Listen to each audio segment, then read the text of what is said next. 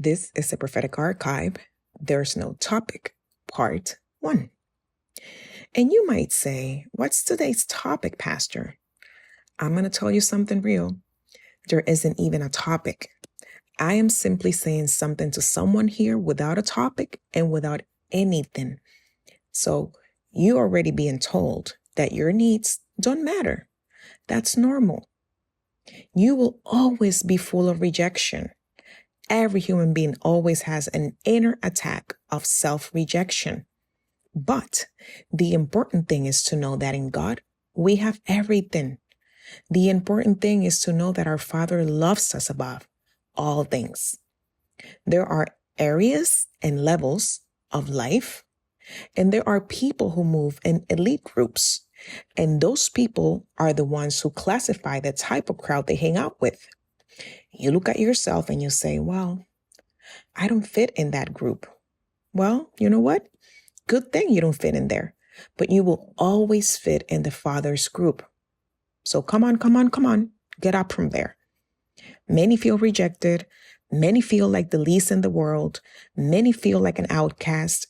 Many feel left out. But many need to understand that no matter who rejects you, the Father has never rejected you.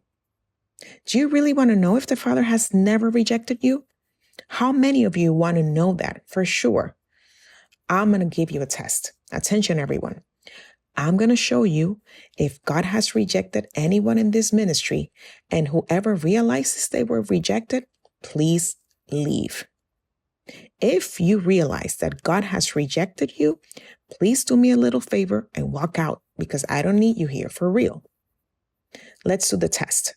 Cover your nose and your mouth for half an hour. Good? If you spend half an hour with your nose and your mouth covered, God has rejected you. If not, He hasn't. Okay? Why? Because everyone who's breathing is because God is keeping them. Everyone, I repeat, who breathes, it's because there's still an opportunity for you to understand that He loves you so very much that you don't need to waste time believing that He or someone rejects you. What do I care who accepts me or not? Who cares who believes me or not? The important thing is that I know that God dwells in me, in us. Where does God dwell? In me. I know that's hard to believe because you lasted 20, 30, 40, 50, 60 years seeing God everywhere but in you. And suddenly He tells you that He's in you. And now that confuses you even more. You know why?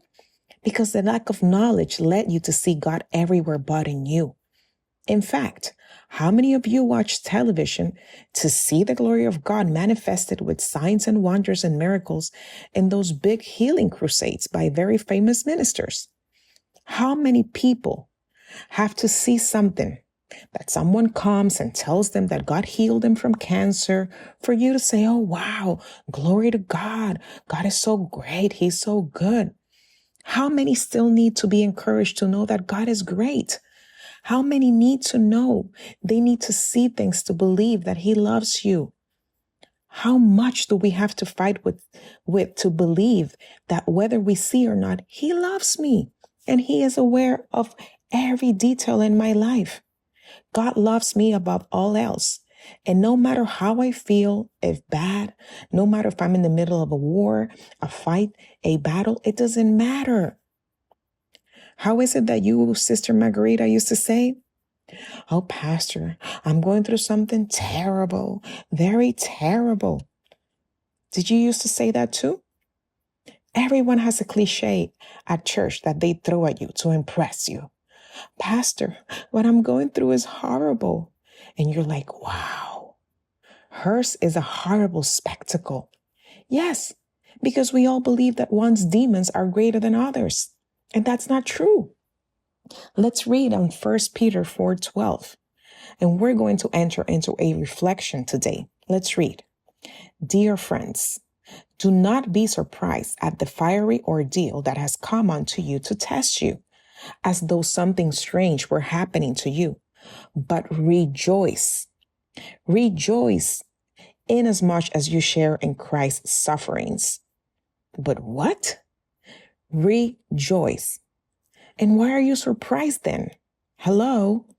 It says here, but rejoice, inasmuch as you share in Christ's sufferings. Why? So that you may also rejoice with exceeding joy when his glory is revealed. Oh, so aside from having my warfare, pastor, and confrontations and battles, I have to rejoice too? And rejoice in the revelation of his glory? Wow. So it's just not me going through struggles and battles and trials and tribulations. There's also revelation. There's also manifestation.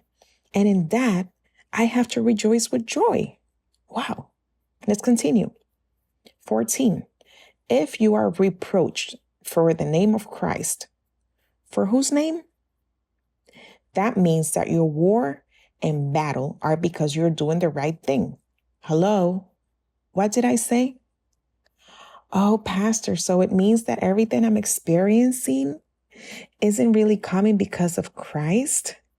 So it means like there are consequences of mine? Oh, okay. Yes, sister. It means that there's consequences because your suffering, I'm sure, is not because of the name of Christ. Let's continue. It says here, you are blessed because the glorious Spirit of God rests upon you. I repeat, 14.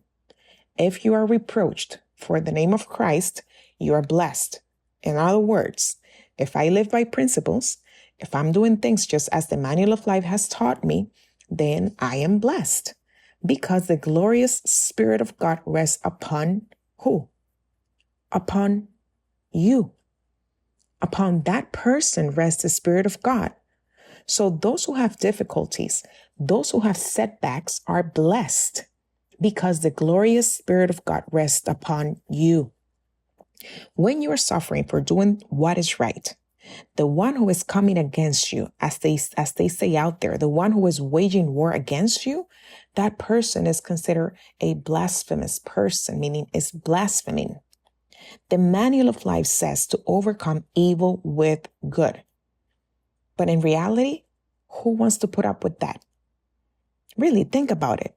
To overcome evil with good. That's the hardest thing for a son or a daughter. One day, Antonia told me, oh, Pastor says what he says because he's not married to my husband. Someone else told me, I'm not going to eat that. I'm not going to overcome no evil with no good. Don't eat it. Don't overcome it. It's not mandatory. The word says that Jesus knocks, and if you don't open, he doesn't go in. There's no gun being pointed in your head. Connecting to the prophetic dial and connecting to God's destiny for your life is not mandatory. But you know what it is? Really painful? That at the end, you're going to suffer for not have listened in time. And your problem is going to be that of timing. A word in time is not the same as a word out of time. Many want to receive now what was once supposed to save them to avoid many consequences and marks, but it's not the same. That's why the prophetic dial is so important, because in God there are no surprises. God's children have to know where they stand, what's happening. I cannot be taken by surprise. When people say, oh, Pastor, but did you know that so-and-so is such a wretch? Yes, I knew it. And also you knew that so-and-so was doing this? Yes, that too. And you know what I say? Oh, and by the way, I didn't tell you. I also know you are a disgraceful person. Sorry. The plan is, people, that we don't move by emotion, but we move by knowledge. On verse 15, it says, let none of you suffer as a murderer or as a thief or an evildoer or as a meddler. In other words, into people's affairs. Meddlesome. This talked about you, somebody that is nosy. There are times when we boast that we have been suffering for Christ, but those who suffer for Christ, which means living by principles, they don't suffer for being a murderer. And a murderer is a very genetic word in all areas. I'm going to ask you a question. How many people's lives have you ruined this week with your mouth? Murderer. You throw at me, you bite me, I bite you, I curse you. Do you understand? And then people come to me and they're like, oh, Pastor, I have such a struggle. And they come up to me like a little angel with their wings and looking so sweet. And I'm like, really? Stop the show. You know why? Because I know that many times we're not suffering because we're Christians. It's not because we're sons that we're suffering. Because when we are suffering for being sons, we rejoice, we enjoy it, we have fun. When we suffer for being a son, it gives you honor because you know that you're suffering for him. It makes me feel great. It makes me feel strong. And it makes me more dependent because even if others don't know how to assimilate or value what you do, he always values you. The fruit reveals who you are. Are you suffering for the Lord? Ask yourselves. Or are you suffering for being a meddler? A nosy person that is going into people's business? Are you suffering for being a thief? Do you know how many thieves are there? You might say, well, a thief is someone who takes what belongs to someone else, correct? That sounds about right. But you know how many of us are stealing affection, time, thoughtful gestures from our children, husbands, wives, jobs, ministry? Hello? How much time and thoughtful gestures are being stolen from our neighbors? And who is our neighbor? The one next to us. Thief. Do you know how many children aren't giving their parents affection, love, gestures? How many children are not assuming their commitments and responsibilities? How many? They're stealing from us and they're suffering for it. Hello? You know how many husbands, wives aren't fulfilling their duties, their marital duties? The husbands, they say, oh, Pastor, I'm having a great battle with that woman. Of course you're wicked. What do you want? Oh, Pastor, but it's a fight against the devil himself. No, it's not. It's because you are a thief and you're not paying attention to the demands that are placed in your marriage. There are people who feel like they're struggling and fighting simply because they're taking on their commitments. Oh, Pastor, this is such a struggle. Really? And what are you doing? Oh, my commitment, my duties, my responsibilities. That's not a struggle. How many are understanding? There are people who say, oh, I'm too burdened. I'm too this, I'm too that. And you tell them, okay, tell me what you do. Tell me a regular day in your life. Oh, the kids and the house and the job, things I have to do. Your commitments. You know what's killing you? The ignorance. That ignorance that led you to understand that your commitment was a disgrace because you were waiting for something big to happen. So you weren't focused on your little because of that big thing coming. There are people who don't even look straight ahead because they're always looking up so that they don't miss that big thing that's going to fall on them. How many are understanding me?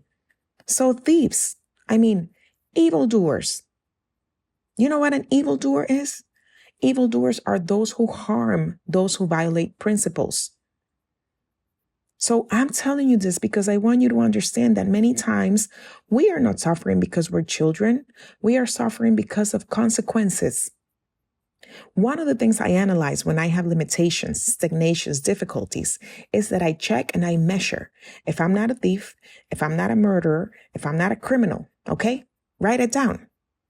Every time we go through difficulties and life seems blocked, you have to analyze. Am I a criminal? Am I a thief? And am I killing people with my mouth? Because we have to see if what we are experiencing is happening to me because I am a son. Because if I am a son, wow, I'm going to rejoice. Yes, as a son, I have to rejoice because I know that what is coming, it's not because of something I did wrong. I know that what's happening, it's because I'm going against myself. When the whole environment turns upside down, and I see that is not because I did something wrong, but because I'm a son, then that means that the spiritual world is revolutionizing in my favor. I have the spiritual world. I have the entities. I have the devil trembling. He's desperate because I am confronting him by going against me. And as the word says, the gates of Hades do not prevail. They don't prevail no matter how much noise they make.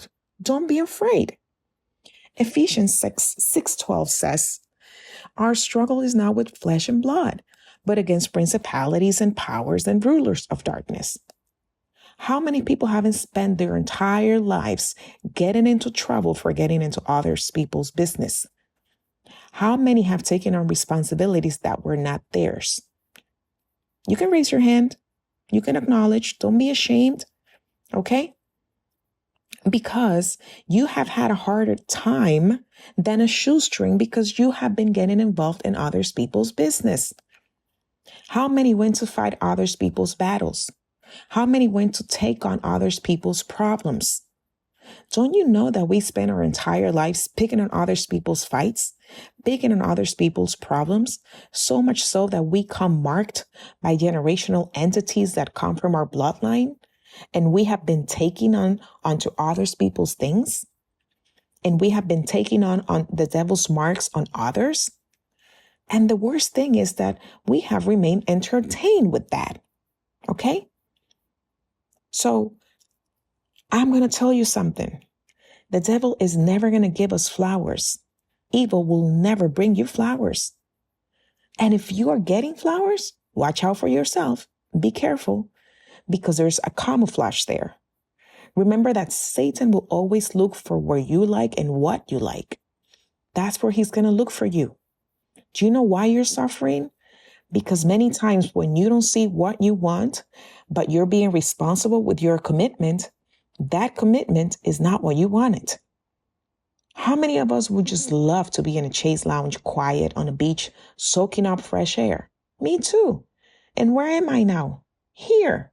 Why? Because I learned to love my commitment. When you learn to love your commitment, then you'll begin to connect with prosperity. When we were children, we played with children's things. When we were teenagers, we didn't like children's things anymore. We went on to liking teenager stuff, right? When you became a teenager, you didn't like to do things as a child anymore because you had other commitments. But when you became more mature, like a young adult, you no longer like to do things of a teenager because you were reaching maturity. So you no longer wanted the things of the youth. And this is what happens in your spiritual life. We still carry unfulfilled needs of when we were children, and we want to embrace it now that we are spiritually grown. There are things you have to understand that have already died in your life. You don't need to revive them.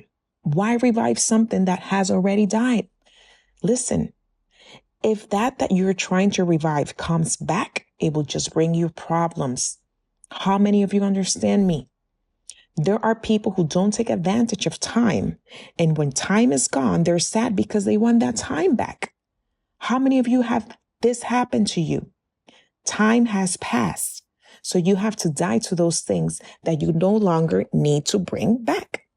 Embrace this time that is yours. Better times will always come, not worse. So don't stay behind. We love to stay behind and say, Pastor, don't you remember how powerful that time back in the day was? Stop. Stop with staying behind. The enemy has you backsliding in the same place just because you're back there. Where? Back there. Move forward. But Pastor, it's not easy. You make it sound so easy from, your microphone. Let me tell you, by you focusing on that lost time, you're wasting God's time in your life. God will take charge of restarting your entire life and putting everything in order. Hello, write that down. God will take charge of restarting your entire life and putting it in order. One of the things God does is that when you fully surrender to his direction, he will take charge of recovering everything that was lost and assuming it in your present in a way that you will just have to say, wow, Father, thank you for putting everything in order. There are people here who mistreat themselves. Why? Because they start to think how they're going to put all their mess in their lives in order. And can I give you some advice? Stop thinking about that. Stop thinking about how you're going to put all your mess in order and just fulfill, take on, embrace your commitment. Write it down. The problem is that by thinking about how I'm going to do it, you don't do your commitment. And that's the reason why not taking on simple things, little things. And what I'm saying is integral. Commitment is simple. It is what corresponds to you, is your duty in any spiritual, emotional, and material area. It's simple. How many of you got to do the cleaning in your house, but you don't want to do it? Listen, we are ridiculously rich, but the problem is that we are very poorly managed. You have spent your whole life thinking about how you wanted everything to be, but on the contrary, you don't want to take on your basic commitments. And you know something interesting? There are people who kill themselves to be where they are, no matter the position. And they kill themselves to obtain things that they had. And you know what? When they had that thing, and when they were able to get to that place, they lost the most important thing, their wife, their children, their family. You know why? Because the important thing wasn't to have that or to obtain this, but to take on your commitment. That's why when you take on little things, God then leads you to much things. That's a principle you have to understand. If you don't learn to take on the little things that are yours to do, don't think God is a crazy old Dominican crook who's going to say, you know what, daughter, son, since you've prayed a lot and yelled a lot, I'm going to bless you. God doesn't work that way. He moves as you move. And whatever you sow, you will reap. Everything you sow, good or bad, that's what you will have. You have to understand that we were raised to be tricksters. Religion led us to become tricksters, and we want to deceive even God. Can you raise your hand and acknowledge that? We wanted to deceive God. We would say, oh, the Lord knows. Oh, and the Lord knows. Oh, and the Lord knows. Yeah, the Lord knows that you're a bastard. Oh, but God knows all things. How many were fooled with that little word? Luke, pastor, he knows my heart. He knows. Yeah, he knows it now. You're the one who need to know it. That's what he wants. Verse 16 says, but if anyone suffers as a Christian, it's synonymous with son because it means he's an example of Christ. Remember that we are heirs and co-heirs with Christ. In other words, if you're suffering as a son because your role model is Christ, then you're suffering as a Christian. So don't be ashamed, but glorify God for it. Hello? Again, 16, but if anyone suffers as a Christian. I really don't like the term Christian because since you call yourself a Christian for a long time and you weren't, I'm afraid you will camouflage your sin. I don't know. I don't know if I'm making myself clear. What have you said all of your life that you were? Oh, Pastor, I was a servant of God. I was a Christian. You know, I was Pentecostal from head to toe. You devilish satanic. Are you understanding me? So I'm kind of afraid that you'll deceive me and camouflage yourself as Christians. So you know what I like instead of being called Christians? I like the more radical part, saying I'm a son. You know why? Because when you say that you're a son, it means that you know the Father. Again, when you say that you're a son, it means that you know the Father. Jesus said, I am the way, I am the truth, I am the life. Nobody. What did he say? Nobody goes to the Father except through me. Basically, if you don't model what I am, you're not going to the Father. That's why saying a son is a word of plenitude, of satisfaction. It's a word of integrity. Saying Christian, It makes me feel more like you're an evangelical who goes to a temple, you know? Oh, you see sister so-and-so? Oh yeah, that's the Christian one, that she's more gossipy than TMZ and that she beats up her husband. Yeah, I know who she is. Okay? But when you say that you're a son, everyone says, whoa, that causes fear. That causes terror. Because saying I'm a son is because I know who my father is.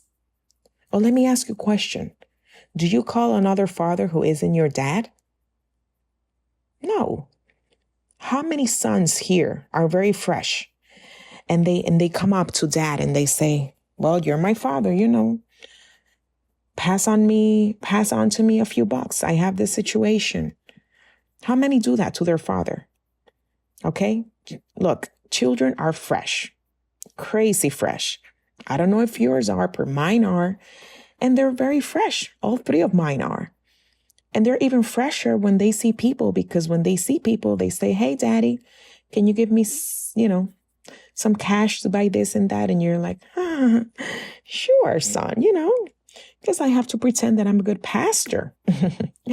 Okay, son. Yep. We'll see. I'll see you at home. Sure. Again, if someone suffers as a son, who is a son? You have to say it without a fuss. There's no need to make a fuss. Sons don't make a fuss. Why? Because we're not here to impress, because no one impresses the father. You're a son, and that's it. Remember well, you are, and that's it.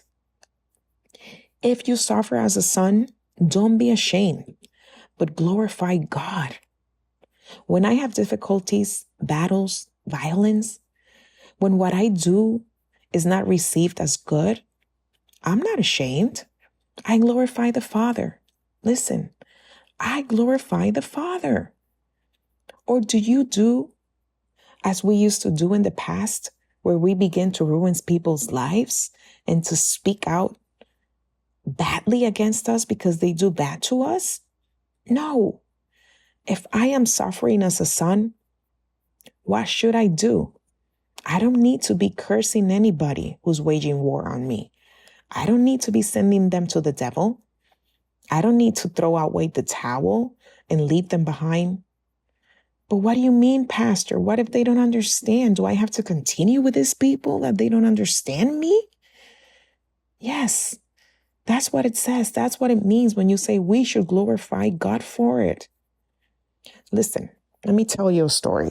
I was at an event the other day, and a very used person said a few insults to me, and I was calm, and I was with some people of the ministry, and when that person finished speaking, I said, look, what you and the devil said about me, it's a lie. It's not like that. So calm down. The guy got sort of speechless when I said that to him, and he got a little dizzy, because as an authority figure, I told him what you were supposed to say, and I spoke the truth to him and the devil.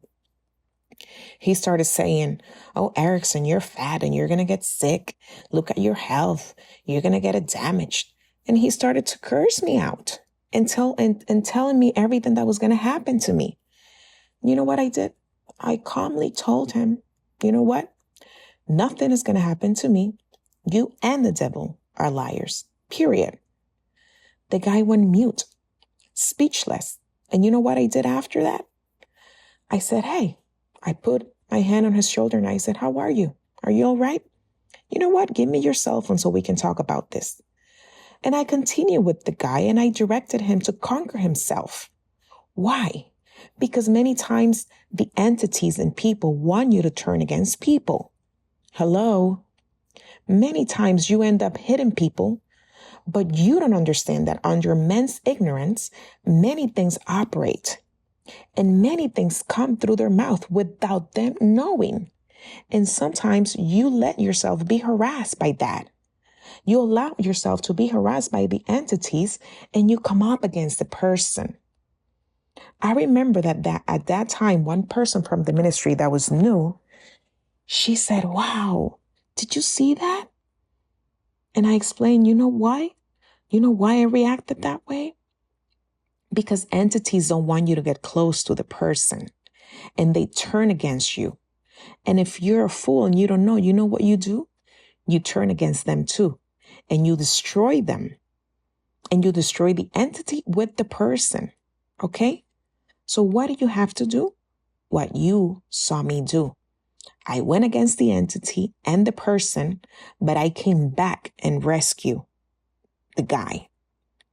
Don't leave the person behind, because many times wherever you have to go conquer, you're going to have confrontations, and you got to have the mind of a conqueror, the mind of a son. Remember that the devil took everything we gave him. Our family gave everything to him. The church gave everything to him. And today, this generation Joshua, we're not here to leave anything to the devil. What did I say? Did you all just respond like you don't care about conquering? Oh, Pastor, I am fine as I am. No. That is the same spirit of rejection we just talked about now. This generation did not come to leave anything to the devil. Let me tell you, when we started this project of expansion, some friends of Pastor Jorge from Puerto Rico, those super anointed Pentecostal and legalist friends, they told him that we were working and investing too much in the ministry, and that the Antichrist was coming soon, and that he's going to take over all of this. And you know what Jorge told them? You know what? On the contrary, we aren't going to leave anything to the Antichrist. We're going to spend it all. We're going to buy everything for the ministry, airplanes, music, land, and we're going to leave it used, damaged, busted, and disgusted, because we will enjoy it and we will have fun bringing people to the Lord, and we will go around all the earth. So guess what? Those friends of Jorge never came back. Why? Because we're not going to leave anything to the Antichrist. Nothing. Understand this well, because this is a very powerful word for you, because it is the word of a person who's not negotiating, but rather it's clear that everything we're going to do and everything that corresponds to us and belongs to us, we're going to have it. We're not negotiating. And that has to be your attitude. Many times, wherever you have to walk, you will see many movements where you would just say, no. I'm not fighting more for this. I'm going to leave this behind. That's it. How many did that? Today, you have to acknowledge that through knowledge, you have had different results in the past. If you would have continued moving forward, you have to say, wow, if I had insisted, I was right there, this close for God breaking through for me. But you know what?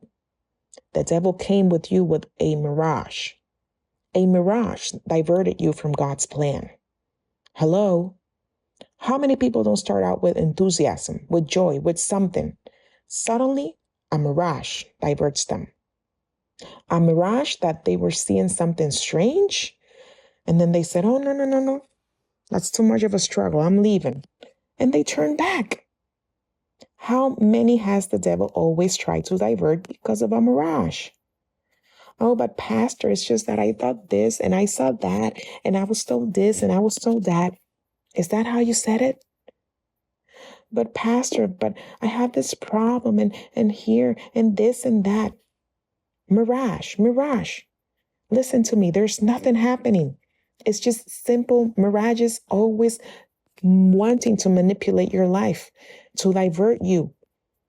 That's why the spirit of procrastination that we have, where we start something and then we run out of gas, it's simply because our emotions are not receiving what they want. But Pastor, it's just that I like to be told nice things. And this pastor, he doesn't say nice things. Well, let me tell you, that's a mirage wanting to divert you.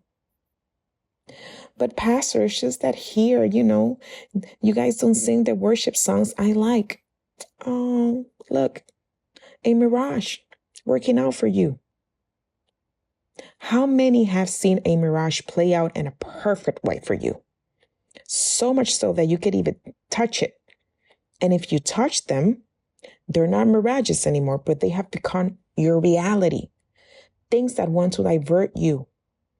Remember that the devil has only one objective, and that is that you don't know who you are. Because when you know who you are, he explodes. I get depressed just like you. I get sad just like you. I get scared just like you. I doubt just like you.